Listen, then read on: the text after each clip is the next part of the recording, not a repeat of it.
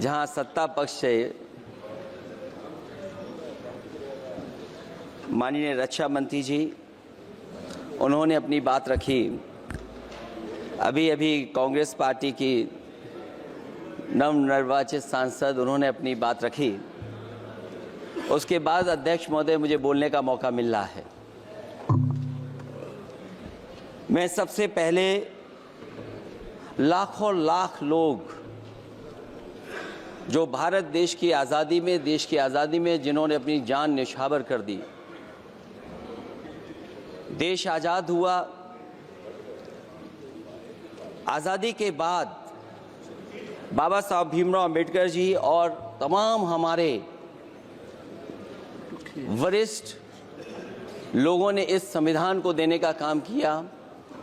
मैं उनको याद करने के साथ साथ जो आज 13 तारीख जिस दिन हम आप सदन में बैठे हैं, एक ऐसी घटना घटी थी, अगर उस समय सुरक्षा कर्मियों ने अपनी सूझबूझ के साथ, बहादुरी और साहस के साथ अगर उन आतंकवादियों को मुकाबला न किया होता तो हमारे देश के बहुत सारे महत्वपूर्ण नेता जो उस समय सदन में थे, न जाने क्या परिस्थिति बनती।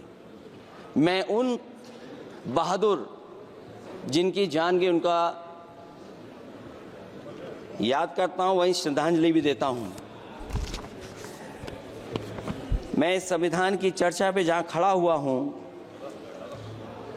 मैं बाबा भीमराव अंबेडकर जी उनको श्रद्धांजलि अर्पित करते हुए जिन्होंने संविधान को देने का काम किया। हमारा संविधान जो तैयार हुआ है उनकी प्रबुद्ध दृष्टि का परिणाम है कि हमारे पास न्याय, स्वतंत्रता, समानता और बंधुत्व के सिद्धांतों पर आधारित एक महान संविधान हमें मिला है। भारत राज्यों का एक संघ है और हमें विविधता में एकता पर गर्व है।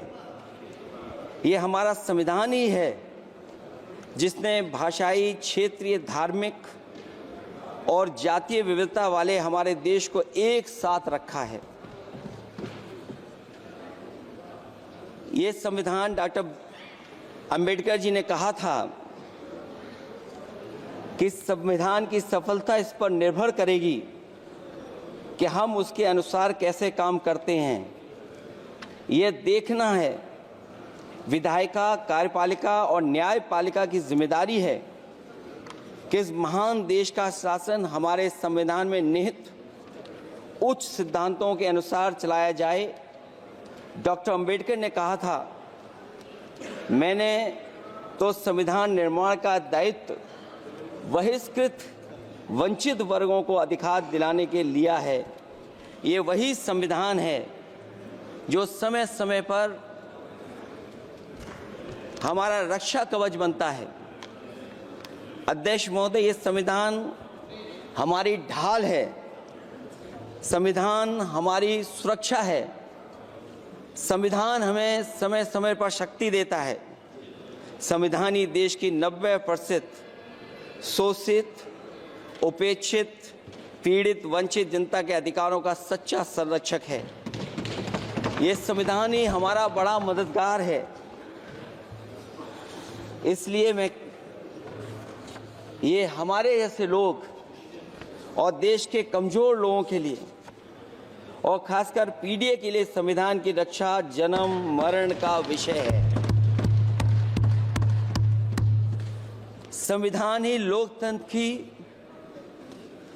प्राणवायु है और जहां बाबा साहब भीमराव अंबेडकर जी ने इतना शानदार अच्छा संविधान दिया, वहीं डॉक्टर अंबेडकर ने स्पष्ट कहा था, जो हमारे माननीय मंत्री जी ने भी सत्ता पक्ष से वो बात रखी और कहा था, संविधान कितना भी अच्छा हो, यदि उसे लागू करने वाले लोग अच्छे नहीं होंगे तो परिणाम अच्छे नहीं निकलेंगे। इसलिए अध्यक्ष महोदय, इस संविधान पर लगभग 75 वर्ष में के बाद भारत की संसद में फिर चर्चा हो रही है। मैं कई महत्वपूर्ण बिंदुओं पर अपनी बात को रखना चाहूँगा। अध्यक्ष महोदय, हमारे संविधान की प्रस्तावना संविधान का निचोड़ है। सरकार के उद्देश्यों और लक्ष्यों को स्पष्ट उल्लेख है प्रस्तावना में। मैं प्रारंभ करता हूं संपूर्ण प्रभुत्व संपन्न समाजवादी धर्मप्रिय लोकतांत्रिक गणराज्य से। आज अध्यक्ष जी, सीमाओं की रक्षा करना संप्रभु का प्रथम कर्तव्य है। और अध्यक्ष महोदय, जिस देश की सीमाओं की सुरक्षा में जहां पर समय समय पर सेंध लगती हो, और हमारे माननीय मंत्री जी बेहतर जानते होंगे कि कई जगह पर हमारी सीमाएं सिकुड़ रही हैं। हमारे संसदीय मंत्री राज्य अरुणाचल प्रदेश में चीन के बिल्कुल बगल में रहते हैं। अध्यक्ष महोदय ये जानते होंगे कि हमारे पड़ोस में कितने गांव बस गए हैं, न जाने कितना वहां पर गांव की तरह घर बसा दिए गए हैं। लद्दाख की तरफ अभी दोनों देशों की सेनाएं पीछे हटी हैं। हम अपनी सीमा में ही पीछे हटे हैं, और चीन जो हमारी सीमा में अंदर आ गई थी, वो हमारी सीमाओं से ही आंशिक रूप से पीछे हटी है। और अध्यक्ष महोदय, उस सीमा के पास एक रिजांगला मेमोरियल बना था। हमारे सरकार के लोग ये जानते होंगे कि जिस समय ये बात उठी लद्दाख को लेकर के, उस रिजांगला के मेमोरियल को तोड़ दिया गया। आज वो रिजांगला मेमोरियल वहां नहीं है। और उस लड़ाई के लिए अध्यक्ष महोदय, हमारी फौज के लिए कहा गया था कि हमारी वो बहादुर फौज है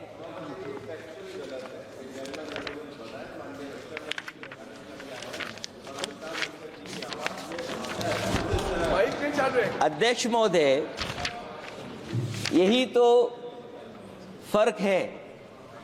कहां पर था, कहां पर बना अब। और अध्यक्ष महोदय, मैं सरकार को बताना चाहता हूं, अध्यक्ष जी, मंत्री जानते होंगे, मंत्री जी, केवल 12 किलोमीटर सड़क बनी थी, और पड़ोसी देश ने क्या क्या नहीं कहा गया। और वो समय आएगा जब हमें मानसरोवर और कैलाश पर्वत पे जाने के लिए भी वो देश हमें रोकने लगेगा। तो हमारी आज 75 साल बाद सीमाएं कितनी सुरक्षित हैं? क्या लद्दाख की वो फिंगर्स जहां पर हम पहले थे, क्या हमारी फौज वहीं खड़ी है कि नहीं खड़ी है? अगर आप रिजांगला मेमोरियल जानते होंगे, तो लद्दाख की वो सीमाएं जो हमारे देश के अंदर थी, क्या हमारी सीमा वहां तक है कि नहीं है? आज नहीं है। ये देश समाजवादी गणराज्य बने। समाजवाद का सरल शब्दों में अर्थ है कि समता और संपन्नता हो। लेकिन देश में अध्यक्ष महोदय, 2014 के बाद विषमता जिस तेजी के साथ बढ़ी है, उसकी कल्पना भी नहीं की जा सकती है। 140 करोड़ में से 82 करोड़ सरकारी अन्न पर जिंदा हैं। अध्यक्ष महोदय, जो देश को ये कहते हो कि हम दुनिया की सबसे तेज रफ्तार पे चलने वाली अर्थव्यवस्था बनने जा रहे हैं, 3 पर पहुंच गए और ऊपर जाएंगे। मैं सरकार से कहना चाहता हूं कि जब 82 करोड़ सरकारी अन्न पर जिंदा हैं और दूसरी तरफ देश की संपूर्ण संपत्ति के 2/3 हिस्से पर कुछ परिवारों का कब्जा है, अगर सरकार में ये बहादुरी और हिम्मत है, तो इस 60% गरीबी के रेखा से नीचे रहने वाले लोगों की पर कैपिटा इनकम क्या है? अगर आपकी अर्थव्यवस्था ऊंचाई पर जा रही है तो हमारे जो गरीब लोग हैं, जो 60% गरीब लोग हैं, उनकी पर कैपिटा इनकम क्या है, और जहां समय समय पर सरकार अपने आंकड़े देती है, कम से कम ये आंकड़े भी दे दे कि गरीबी रेखा पर जो नीचे रहने वाले लोग हैं उनकी पर कैपिटा इनकम क्या है। इससे स्पष्ट हो जाएगा कि 5% लोगों की पर कैपिटा इनकम क्या है। हमारा प्रेमबली कहता है कि धर्म निरपेक्ष गणराज्य बने, राज्य की निगाह में सभी धर्म समान हैं। हमारा सेकुलरिज्म हमें रिलीजियस इक्वलिटी का रास्ता दिखाता है। यही न अर्थ इसका है। क्या इस पर सरकार अमल कर रही है? देश के 20 करोड़ से ज्यादा अल्पसंख्यकों के, विशेषकर मुसलमानों को दूसरे दर्जे का नागरिक बना देने का प्रयास चल रहा है। उन पर हो रहे अत्याचार प्रतिदिन बढ़ते जा रहे हैं। उनकी संपत्ति को लूटा जा रहा है, हत्याएं की जा रही हैं, घर तोड़े जा रहे हैं, उनके पूजा स्थलों पर कब्जा प्रशासन की मदद से किए जा रहे हैं। अगर ये धर्मनिरपेक्षता, तो धर्म शासित राज्य की क्या परिभाषा है? और हाल ही में हम लोगों ने अध्यक्ष महोदय उदाहरण देखा है कि किस तरीके से उत्तर प्रदेश में कई महत्वपूर्ण जगह पर इस तरह की घटनाएं जानबूझ करके की गई। मुझे याद है उस समय, जिस समय उत्तर प्रदेश का इलेक्शन चल रहा था, बहुत से लोगों को वोट डालने का अधिकार जिनको था, उनको अधिकार से रोका गया और जो लोग वोट डालने जा रहे थे उन्हें डराया धमकाया जा रहा था। ऐसे इंतजाम किए गए थे कि ये वोट डालने के लिए वोट बूथ तक न पहुंच पाए। वो तस्वीरें अध्यक्ष महोदय न केवल हम लोगों ने देखी, बल्कि पूरे देश और दुनिया ने देखी होंगी कि किस तरीके से उत्तर प्रदेश की सरकार के प्रशासन के इशारे पर एक पुलिस के अधिकारी ने महिलाओं को वोट से डालने से रोका और रिवॉल्वर दिखा करके कहा कि वोट डालने नहीं जाओगे। मैं उन बहादुर महिलाओं को बधाई देना चाहता हूं कि उन्होंने परवाह नहीं की और उन्होंने कहा कि इससे कुछ जान जाने वाली नहीं, अगर जान भी जाएगी तो हम वोट डाल करके आएंगे। क्या यही लोकतांत्रिक गणराज्य है? सच्चे लोकतंत्र में जनता श्रद्धापूर्वक मतदान के माध्यम से अपनी सरकार चुनती है। क्या हम सही अर्थों में लोकतांत्रिक व्यवस्था में जी रहे हैं, जहां सरकार मशीन और सरकारी मशीनरी के जरिए जहां चाहे अपनी सरकार बना लेती है, जनता के मत का कोई अर्थ नहीं रखे हैं, वह लोकतंत्र नहीं कहा जा सकता है। यह व्यवस्था जब तेजी से लोकतंत्र में तानाशाही की तरफ बढ़ रही है, हिटलर ने भी तो जनता द्वारा चुने जाने के बाद संविधान में संशोधन करके तानाशाही कायम कर दी थी। हमारी सरकार भी उसी के समांतर चलने का प्रयास कर रही है। प्रस्तावना में अध्यक्ष महोदय सामाजिक, आर्थिक और राजनीतिक न्याय दिलाने की बात है। अध्यक्ष महोदय, मैं जब सरकार की तरफ से माननीय मंत्री जी को सुन रहा था, उन्होंने जाति जनगणना को लेकर के कहा कि जाति जनगणना कराना चाहे तो करा लें। हम लोग तो उस पक्ष के धर लोग हैं, अगर आप करा सकते हैं तो आप कराइए। नहीं अध्यक्ष महोदय, जब कभी भी हम लोगों को मौका मिलेगा तो जाति जनगणना कराने का काम हम लोग करेंगे। सामाजिक न्याय समाज के अनुसूचित जाति, अनुसूचित जनजाति और अन्य पिछड़े वर्गों को न्याय दिलाने का बड़ा अस्त्र आरक्षण था, उसे समाप्त कर दिया गया है। आउटसोर्सिंग और कॉन्ट्रैक्ट बेसिस पर थोड़ी बहुत नौकरियां जो दी जा रही हैं, उनमें दलितों और पिछड़ों का कोई आरक्षण नहीं है। शिक्षण संस्थाओं और विश्वविद्यालय में प्रोफेसर्स और वाइस चांसलर के चयन के समय इनके आगे लिख दिया जाता है एक नया शब्द का इजाद हुआ, NFS, नॉट फाउंड सुटेबल। सरकारी उपक्रम भेज दिए, प्राइवेट उपक्रमों में कोई आरक्षण नहीं है। अध्यक्ष महोदय, शिक्षा मंत्री जी सूची जारी करें, और अगर ये बात कहीं भी गलत है तो शिक्षा मंत्री जी सूची जारी कर दें। देश के सभी केंद्रीय विश्वविद्यालयों के वाइस चांसलर की ओर प्रोफेसर की एक, मैं तो कहूंगा अध्यक्ष महोदय कि शिक्षा मंत्री जी अगर ये सूची जारी कर दें कि जितनी भी सेंट्रल यूनिवर्सिटीज हैं और उनके माध्यम से जितने भी प्रोफेसर्स का अपॉइंटमेंट हुआ है, सब बात साफ हो जाएगी। आप केवल देश के 10% लोगों को ही ख्याल रख रहे हैं, बाकी 90% लोगों का आप ख्याल नहीं रख पा रहे हैं।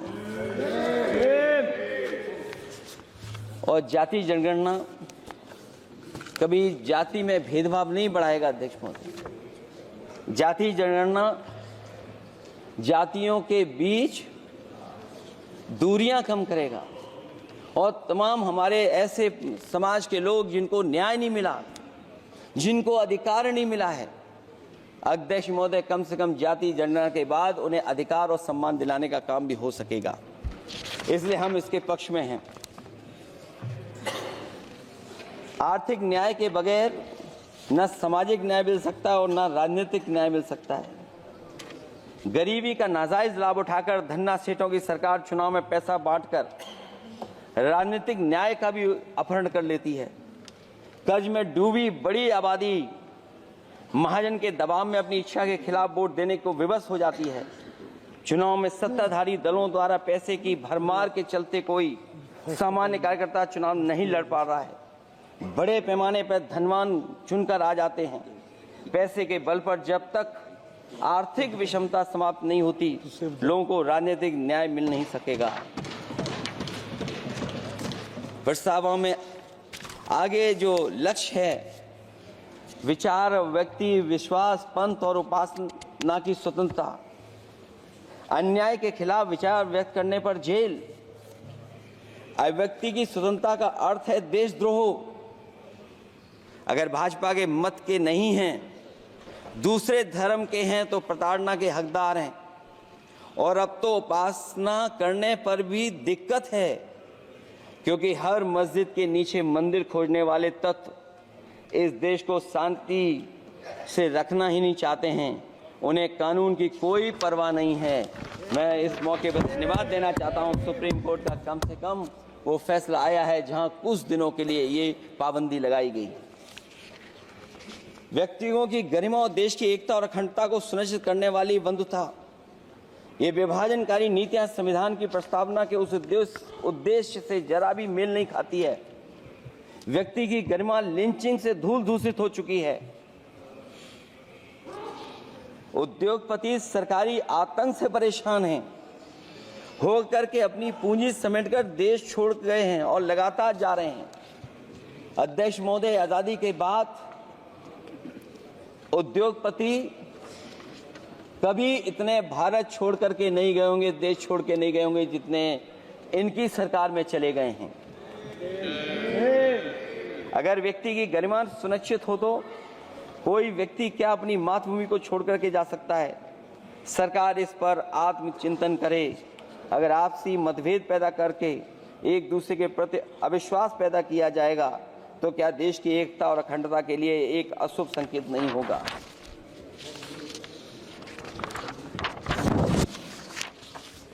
अध्यक्ष महोदय, आर्टिकल 14 कानून के समक्ष समानता, भारत के अंदर किसी भी व्यक्ति को राज्य कानून के समक्ष समानता को डिनाई नहीं कर सकता है। हो क्या रहा है, एक ही कानून कुछ लोगों के लिए अलग है और दूसरों के लिए अलग। अगर सत्ता पक्ष का व्यक्ति गेरुआ गमछा पहनकर गालियों को गाली दे दे तो जी हजूरी और दूसरा न्याय मांगने जाए तो उसे लाठी। क्या ये अनुच्छेद 14 का अनुपालन हो रहा है? अध्यक्ष महोदय, किसी भी व्यक्ति को उसके जीवन और दैहिक स्वतंत्रता से कानून सम्मत प्रक्रिया के बगैर वंचित नहीं किया जा सकता। ये सबसे महत्वपूर्ण मौलिक अधिकार है, लेकिन सबसे ज़्यादा इसी का दुरुपयोग हो रहा है। फर्जी मुठभेड़ में हत्याएं, जेल के अंदर हत्याएं और पुलिस अफरीक्षा में हत्याएं। आदमी कहीं भी सुरक्षित नहीं है। ईडी का तो ऐसा कानून बना दिया गया है कि बिना एफआईआर, बिना नोटिस किसी को भी बंद कर दो। लोकतंत्र फासिज्म में बदल रहा है। और अध्यक्ष महोदय, क्योंकि उत्तर प्रदेश की चर्चा सत्ता पक्ष से भी हुई, जो हालात उत्तर प्रदेश में हैं, ऐसे हालात कभी किसी ने पहले नहीं देखे।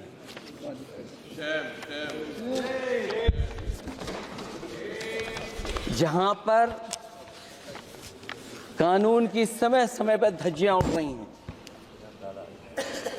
और अध्यक्ष महोदय, केवल एक घटना नहीं मैं कहना चाहता हूं, ऐसी तमाम घटनाएं हैं जिनके बारे में मैं कह सकता हूं। आज़ादी के बाद अगर हम 75वें वर्ष में इस बात पर चर्चा करें संविधान पर, और आए दिन लोगों को न्याय मांगने के लिए आत्मदाह करना पड़े, तहसील हो वहां पे आत्मदाह, जिलाधिकारी हो वहां पे आत्मदाह, न्याय मांगने के लिए अगर मुख्यमंत्री आवास में जाना पड़े वहां पे आत्मदाह। सोचिए हम किस दिशा में जा रहे हैं। और अध्यक्ष महोदय, किसने नहीं देखा कि टीवी पे चलते हुए लोगों की जान ले ली गई? लाइव देखा है सबने। ये कहां का न्याय है? न केवल वो, बल्कि पता नहीं अध्यक्ष महोदय, हमारा प्रदेश कस्टोडियल डेथ में सबसे आगे जा रहा है, महिलाओं के उत्पीड़न में सबसे आगे जा रहा है। ये मैं नहीं कह रहा हूं, अध्यक्ष महोदय, ये सरकार के आंकड़े बता रहे हैं। और न केवल इन चीजों में आगे जा रहा है, बल्कि आजकल जो नए जमाने का डिजिटल इंडिया है, अगर साइबर अपराधों में सबसे आगे कोई प्रदेश दिखाई दे रहा है तो वो उत्तर प्रदेश दिखाई दे रहा है।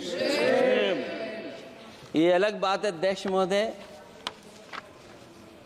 कि कभी कभी जो डबल इंजन की सरकार चलने वाले जो दावा करते थे, पहले इंजन टकराते थे, अब तो डब्बे भी टकराने लगे हैं। Double engine single driver.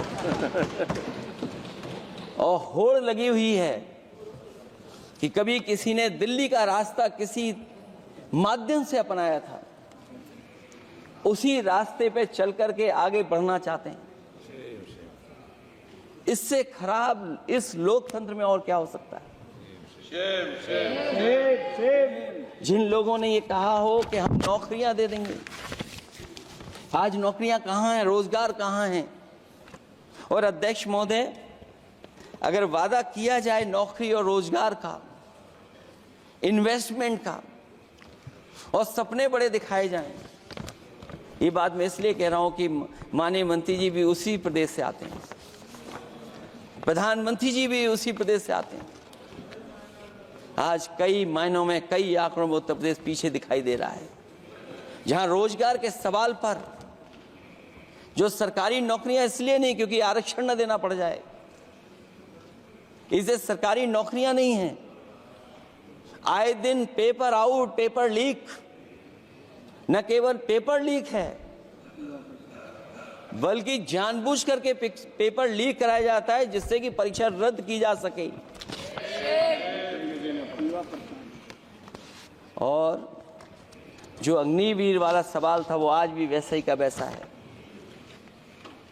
हम लोग अग्निवीर वाली व्यवस्था कभी स्वीकार नहीं कर सकते हैं। जो पहले भर्ती जैसी होती थी अध्यक्ष महोदय, अगर वैसी ही भर्ती होगी तो हमारी सीमाएं और सुरक्षित होंगी, हमारे और नौजवान जाकर के देश की असली पक्की वर्दी पहनने का काम करेंगे। ये अध्यक्ष महोदय कैसी चर्चा संविधान की, जो है बिना प्रधान की।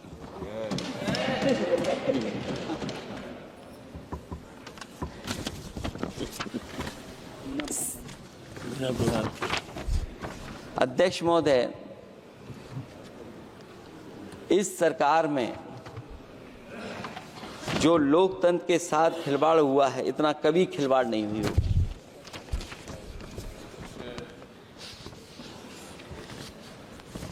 संविधान को परतंत्र बनाकर जो लोग राज करना चाहते हैं, उनके लिए आज़ादी का अमृतकाल सिर्फ एक जुमला है। और अंत में मैं सिर्फ